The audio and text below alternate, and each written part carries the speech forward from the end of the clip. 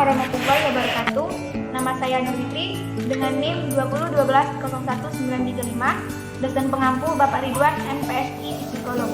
Baiklah, saya akan menjelaskan materi perkembangan awal kehidupan individu, konsepsi, interaksi faktor keturunan, dan faktor lingkungan pada bayi yang baru lahir.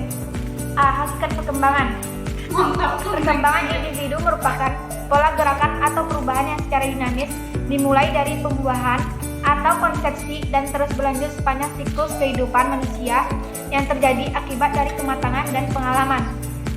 Menurut Hurlock, dalam perkembangan ada dua proses yang bertentangan yang terjadi secara serempak selama kehidupan, yaitu pertumbuhan yang disebut dengan evolusi dan kemunduran yang disebut dengan involusi.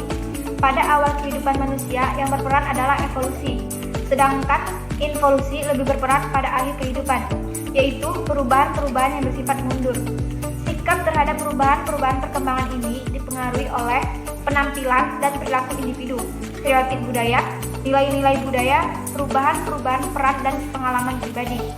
Salah satu tujuan dari perubahan ini adalah agar individu mampu menyesuaikan diri dengan lingkungan sehingga baik secara fisik maupun psikis sesuai dengan harapan-harapan sosial. Adapun perubahan-perubahan dalam perkembangan individu merupakan hasil dari proses-proses biologis, kognitif, dan sosio-emosional yang saling berkaitan. Proses biologis meliputi perubahan pada sifat fisik individu yang semakin bertambah usia akan mengarah kepada kematangan. Untuk proses kognitif meliputi perubahan pada pemikiran, inteligensi, dan bahasa individu. Sedangkan proses sosio-emosional meliputi perubahan pada relasi individu dengan orang lain, serta perubahan emosi dan kepribadian yang menyertainya. Interaksi ketiga faktor tersebut berlangsung sepanjang rentang kehidupan individu.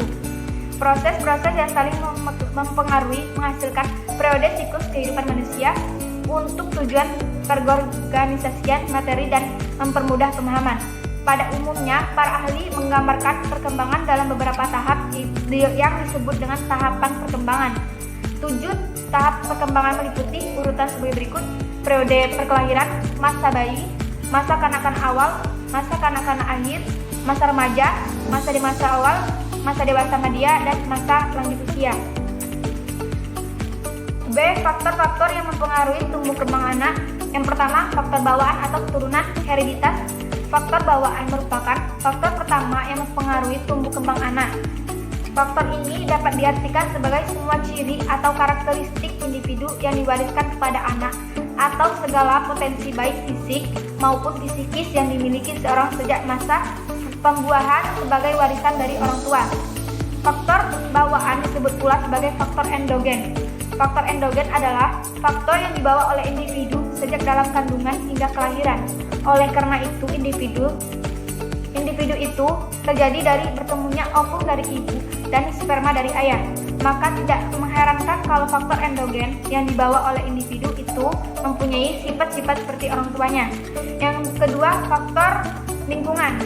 Lingkungan dapat diartikan sebagai berbagai peristiwa, situasi, dan kondisi di luar individu yang secara langsung maupun tidak langsung mempengaruhi tumbuh kembang anak atau perkembangan individu.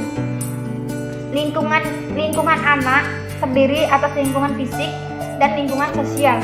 Lingkungan fisik adalah segala sesuatu yang bersifat fisik yang ada di sekitar individu, seperti keadaan rumah, pekarangan, sawah, tanah, air, musim, dan sebagainya.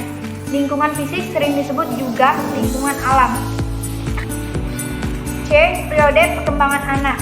Perkembangan manusia berlangsung secara berurutan atau bersinambungan melalui periode atau masa. Menurut Sandrock 2010, periode perkembangan itu terdiri atas 3 periode, yaitu anak, remaja, dewasa. Adapun periode anak itu diklasifikasi lagi menjadi beberapa periode, yaitu A. Periode sebelum kelahiran, prenatal. B. Masa bayi, infasi. Okay guys, I think enough. Thank you for watching.